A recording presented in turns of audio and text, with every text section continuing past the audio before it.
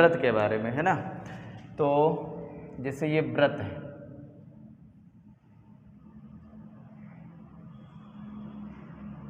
ये व्रत, तो इसका नाम हम लिखते हैं व्रत, ठीक। और इसी का तुमको पता है, अभी हमने बताया था क्या होता है, गोला। मतलब ये मान लो कि व्रत का क्या है, ये भाई है बड़ा वाला, है ना। तो इसका नाम लिखते हैं गोला। इसका भी केंद्र होता है, तो ये हम इस तरीके से बना लेते हैं। ये केंद्र है इसका, और इसका भी ये क्या है, केंद्र है। इसके बारे में अभी मैंने बताया है तुमको कि फ़र्क क्या होता है। तो फ़र्क ये होता है कि जो गोला होता है वो पूरी तरीके से कवर्ड होता है, और जो तुम्हारा व्रत होता है वो एक बाउंड्री लाइन होती है, बीच में पूरा खुला हुआ होता है। फॉर एग्जांपल हम बता दें, जैसे एयर रिंग या अंगूठी रिंग, है ना। अंगूठी लोग पहनते हैं, छल्ला पहनते हैं, तो उंगली डालते हैं चला जाता है। लेकिन जैसे हम लोग गेंद खेलते हैं, फॉर एग्जांपल में इसमें हम क्या लिख सकते हैं, गेंद, है ना। गेंद लिख दें तो गेंद पूरी तरीके से क्या होता है, कवर्ड होता है, ठीक। अगर मैथ के हिसाब से देखा जाए तो हम ये कह सकते हैं कि जो व्रत का होता है वो आयतन नहीं होता है इसका, ठीक। लेकिन इसका क्या होता है, आयतन होता है। वो आयतन इसीलिए होता है क्योंकि ये पूरी तरीके से क्या होता है, ढका हुआ होता है। जो खुला हुआ होगा उसका आयतन नहीं होगा, उसका सिर्फ क्षेत्रफल निकल सकता है। जैसे तुम्हारे खेत हैं, या तो तुम्हारे खेत वृत्ताकार में होंगे, वैसे तो रेयर केस है, मिलता नहीं है यहाँ पे।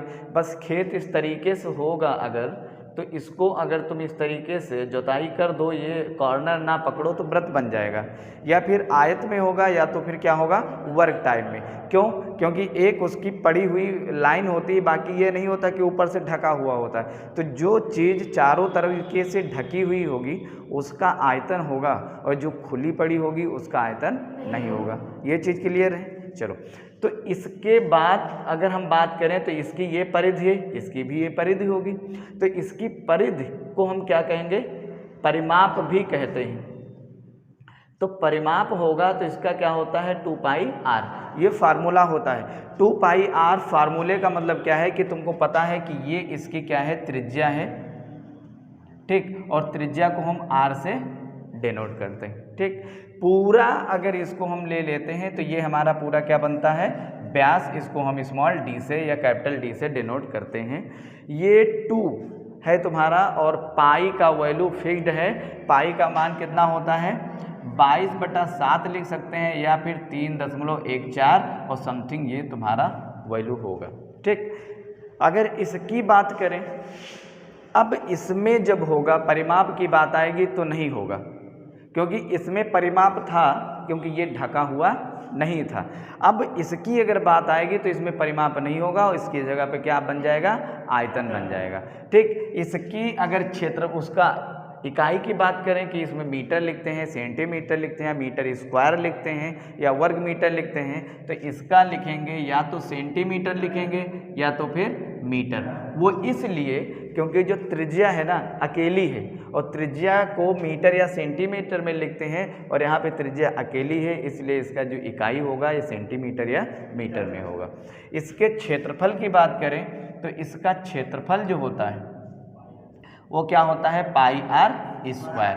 मतलब जो त्रिज्या है वो 2 गुना आ गई। अब तुमको पता है कि इसके पाई, तो और ये अगर त्रिज्या को हम सेंटीमीटर में ले रहे हैं तो लिख देंगे आर सेंटीमीटर गुणे आर सेंटीमीटर। तो पाई होगा आर का गुणा, जब आर से होगा तो आर स्क्वायर होगा, तो इसका मतलब सेंटीमीटर का गुणा सेंटीमीटर से होगा, तो क्या हो जाएगा, सेंटीमीटर स्क्वायर होगा। तो इस तरीके से इसकी इकाई क्या हो जाएगी, सेंटीमीटर स्क्वायर हो जाएगी। ये चीज़ क्लियर है।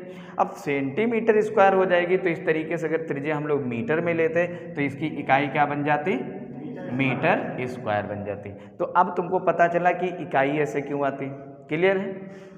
इसकी अगर बात करें तो अभी मैंने बताया कि जो गेंद है या गेंद, ये है तुम्हारा गोला, गोला का एग्जाम्पल मैंने गेंद बताया है, ये चारों तरीके से क्या होता है, घिरा हुआ होता है। इसलिए इसका जो आयतन बनता है वो 4/3 पाई आर क्यूब बनता है। अब बात हो कि इसका मात्रक क्या होगा, इकाई क्या होगी। तो अब तुमको पता था कि यहाँ पे अकेला आर था तो यहाँ पे सेंटीमीटर या मीटर था, यहाँ पे आर आए हैं 2 तो सेंटीमीटर स्क्वायर हुआ, और यहाँ पे आर कितने आए हैं 3, तो क्या होगा, या तो इसका सेंटीमीटर क्यूब होगा या तो मीटर क्यूब होगा, डेट्स ऑल, हो गया। तो इस तरीके से हम लोग कन्फ्यूजन में नहीं रहेंगे कि इसकी इकाई हम लोग कैसे लाएं, तो इस तरीके से इकाई भी ला सकते हैं। क्लियर है। इसका क्षेत्रफल है, इसी तरीके से इसका क्या होता है, संपूर्ण पृष्ठ होता है। तो इसका संपूर्ण पृष्ठ होगा, संपूर्ण पृष्ठ, तो इसका जो संपूर्ण पृष्ठ होता है वो 4 पाई आर स्क्वायर होता है। ठीक, जैसे इसका तुम्हारा क्षेत्रफल था पाई आर स्क्वायर, वैसे ही इसका संपूर्ण पृष्ठ क्या है 4 पाई आर स्क्वायर। वो इसलिए क्योंकि ये जो गोला है, अगर हम लोग ये व्रत है, इस व्रत को टुकड़े बनाएं 4, चाहे ऐसे काट दें ऐसे काट दें, इस तरीके के निकल के आएंगे, कई आएंगे, तो कई निकल के आएंगे। 4 टुकड़ों में काटो तो कितने निकल के आएंगे, 4 निकल के आएंगे, क्योंकि वो पूरा कवर है और इस गोले से कवर है। तो एक गोले का क्षेत्रफल पाई आर स्क्वायर, 4 टुकड़ों में काटोगे, दूसरे का पाई आर स्क्वायर, तीसरे का पाई आर स्क्वायर, चौथे का पाई आर स्क्वायर, और टोटल को जोड़ दोगे तो कितना आएगा 4 पाई आर स्क्वायर। बात क्लियर है। इसका जो वक्र पृष्ठ होता है भैया, इसका वक्र पृष्ठ नहीं होता है, इसलिए अगर तुमसे संपूर्ण पृष्ठ कहे पूरे गोले का या फिर वक्र पृष्ठ कहेगा, दोनों के लिए हम सेम फार्मूला लगाएंगे और आंसर आ जाएगा। बात क्लियर है। अगर इसके अर्धवृत्त की बात करें या अर्धगोले की बात करें, तो अर्धगोले की या अर्धवृत्त की जब हम लोग बात करेंगे तो थोड़ा चित्र बनाते हैं। चित्र बनाएंगे तो इसका अर्धगोला जब अर्धवृत्त बनाएंगे तो इस तरीके से आने वाला है कि नहीं आने वाला है, आने वाला है। इसका जब बनाएंगे तो इस तरीके से बनाएंगे, ये भी इस तरीके से आने वाला है, लेकिन ये एक कटोरे टाइप का बन जाएगा, बन जाएगा इस टाइप का। बात क्लियर है कि नहीं। चलो, अब इसकी केंद्र तो वही रहा, क्योंकि हम लोग काटेंगे तो केंद्र पर से ही काट देंगे, नहीं काटेंगे। जब केंद्र पर से काटेंगे तो इसका अगर परिधि होगा तो इसको हम लिखते हैं क्या, अर्धवृत्त। नहीं तो अर्धवृत्त की त्रिज्या और व्यास में कोई फर्क पड़ेगा नहीं, वही व्यास होगा और वही क्या होगी, त्रिज्या होगी। ये चीज़ क्लियर है। चलो, अब हम लोग करते हैं इसका परिमाप निकालते हैं, अर्धवृत्त का परिमाप या अर्धवृत्त की परिधि। तो अर्धवृत्त की परिधि, तो अर्धवृत्त की अगर हम लोग परिधि निकालेंगे, अब तुमको पता है कि जब हम पूरे का निकाले थे तो आंसर कितना था हमारा 2 पाई आर था।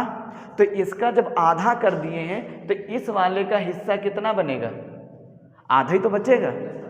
कितना बना, पाई आर, आधा, क्योंकि 2 पाई आर का आधा कितना बना, पाई आर, और बना किसका हिस्सा, इतने का हिस्सा, इतने का हिस्सा बना। लेकिन अब जब तुम काट दिए हो, जैसे तुम्हारा खेत हो, है ना, खेत हो, खेत में तार लगाना हो, ठीक, और पहले तुम्हारा खेत था इस टाइप का, इमेजिन कर लो इस टाइप का था, तो तुम तार लगाते थे जब, तो पूरी बाउंड्री लाइन लगा देते थे, लगा दिया, ख़त्म। फिर क्या किया, तुम्हारे पापा थे, तुम्हारे चाचा थे, और उन लोगों में क्या हो गया, बंटवारा हुआ, खेत आधा आधा हो गया, हो गया। इसका मतलब तुम्हारे चाचा अपना खेत ले गए, ले गए, तुम्हारा खेत कितना बचा, इतना बचा। अब अभी तक जब तुम्हारे चाचा का तुम्हारा खेत था तो तुमको 100 मीटर का तार लगाना पड़ता था इसके चारों ओर, ठीक। अब तुम्हें अगर हम पूछें, तुम्हारा खेत है, गायें जा रही हैं खेत में, गायें जाएंगी, तो कितना तार की ज़रूरत पड़ेगी, तो तुम कितना बताओगे, 50। ये बिल्कुल गलत है। क्यों, क्योंकि अभी तक तुम पूरा तार लगाते थे, पूरा लगाते थे ना। अब खेत इस टाइप का हुआ तो इतने का हिस्से तो तुमने तार बताया है, तो इधर क्या खुला रख दोगे मेरे बच्चे, इधर खुला छोड़ दोगे, नहीं छोड़ोगे। तो इधर भी अब तुमको तार लगाना पड़ेगा, और इधर जब तार लगाना पड़ेगा तो 50 तो ये क्लियर हुआ, और तुम्हारे खेत का व्यास अगर 20 था तो 20 मीटर और तुम्हें लाना पड़ेगा, मतलब अब खर्चा क्या हुआ, बढ़ गया, अब तुम्हें 70 मीटर तार अकेले तुमको लगाना पड़ेगा, अगर तुम्हारे चाचा लगाएंगे तो उनको भी 70 मीटर लगाना पड़ेगा, और अगर नहीं लगाएंगे तो अगर वो होशियारी कर दें तो वो इधर लगा दें, बीच में तो तुमने लगा ही दिया है, ख़त्म। अगर दोनों लोग में लड़ाई झगड़ा ना हो, सिर्फ आराम से बंटवारा हुआ हो, तो कह दो चाचा तुम इधर लगा लो, हम इधर लगा लें, बीच का ख़त्म। बात क्लियर है? तो परिमाप क्या बना कि व्यास उसका बढ़ गया। अब क्लियर हुआ? तो परिमाप अभी तक तुम्हारा कितना था, पाई आर, लेकिन अब आधे की बात करोगे तो ये व्यास बढ़ जाएगा, तो प्लस का क्या हो जाएगा, डी, और ये तुम्हारा आंसर आएगा। और तुमको पता है कि जो व्यास होता है वो 2 गुणे किसके होता है, त्रिज्या के होता है, नहीं होता है?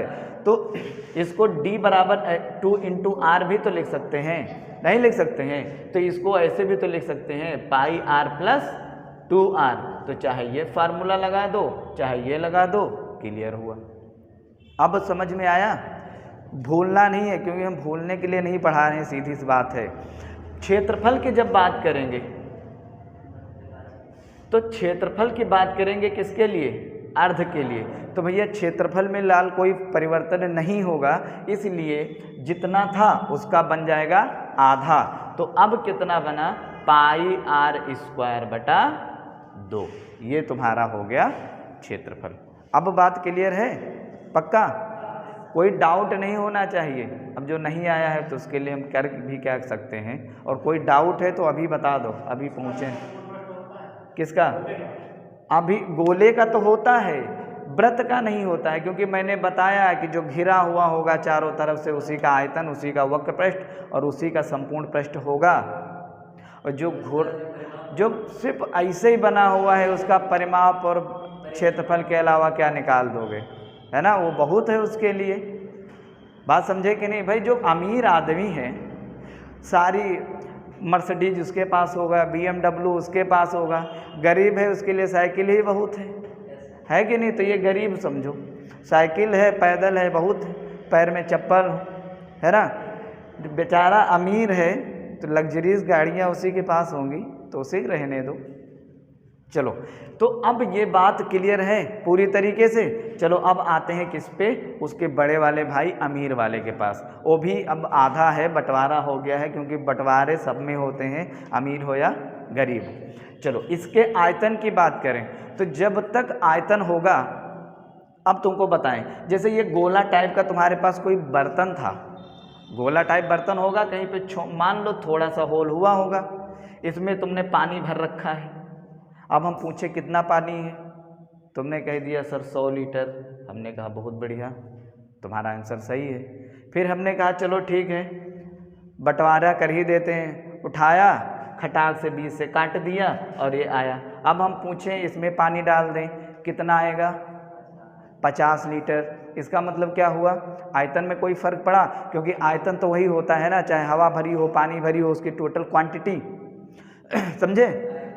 तो इसका मतलब क्या हुआ कि आयतन जो हुआ किसका, अर्ध गोले का। अभी तो हम वृत्त की बात तो पढ़ दिए, अब हम किसकी पढ़ रहे हैं, अर्धगोले की। तो आयतन की बात जब आएगी तो इसका क्या बनेगा, उसमें 100 लीटर पानी, इसमें 50 लीटर पानी, मतलब आधा हुआ।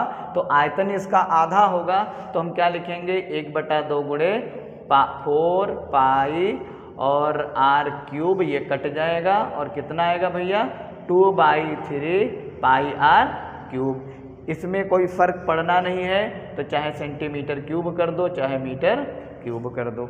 अब क्लियर हुआ कि नहीं? आयतन याद रखना है। अब आते हैं संपूर्ण पृष्ठ की बात। संपूर्ण पृष्ठ का मतलब लाल ये है कि ये टोटल जितना एरिया है टोटल गोले का, वो पूरा क्या है, संपूर्ण पृष्ठ है। तो इसका अगर संपूर्ण पृष्ठ लिया जाएगा तो क्या होगा, क्योंकि संपूर्ण पृष्ठ पूरे एरिया की बात करता है। तो चलो संपूर्ण पृष्ठ की बात करते हैं, किसकी, संपूर्ण पृष्ठ की बात हम कर रहे हैं किसकी, अर्धगोले की।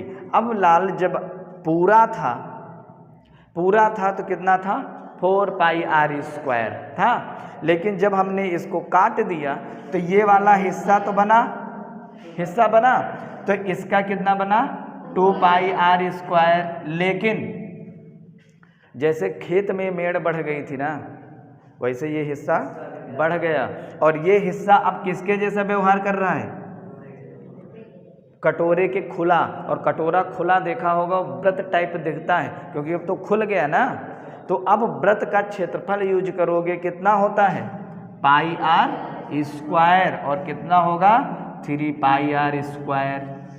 अब क्लियर है कि नहीं? तो इसका अब संपूर्ण पृष्ठ क्या बना? क्योंकि संपूर्ण पृष्ठ होता है टोटल।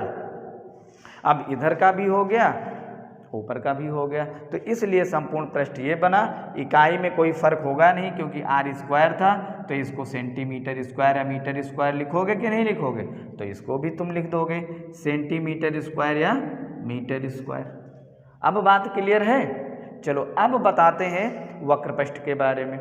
वक्रपृष्ठ भैया पूरे का नहीं होता है लेकिन आधे का होता है, ठीक। वक्रपृष्ठ का मतलब है एक ऐसी लेयर, जैसे कटोरा है तुम्हारा, कटोरे का बढ़िया अच्छा कटोरा हो सोने का, उसको तुम्हें कवर बनाना हो कपड़े का, तो कैसा कवर बनाओगे? कटोरा जब होगा तो यही तो कवर बनाओगे, ऊपर का थोड़ी ना बना डालोगे, बनाओगे। तो जब ये कवर बनाओगे तो यही तो ढक के आएगा, नहीं आएगा? ऊपर का तो ढकोगे नहीं। तो जब यही ढक के आएगा तो यही तो क्या हुआ? वक्रपृष्ठ। तो वक्रपृष्ठ कितना बनेगा? वक्रपृष्ठ जो बनेगा वो कितना बनेगा? इतना। और इतना है किसका? इसका आधा, तो कितना हुआ? 2πr²। और ये हो गया सेंटीमीटर या मीटर²। अब बात क्लियर हुई कि ये कैसे आते हैं और ये कैसे आते हैं। अब इसमें अगर किसी तरीके का डाउट है तो बताओ हमें। है? फार्मूले बिल्कुल एकदम तैयार होने चाहिए क्योंकि ये बहुत मज़ेदार है।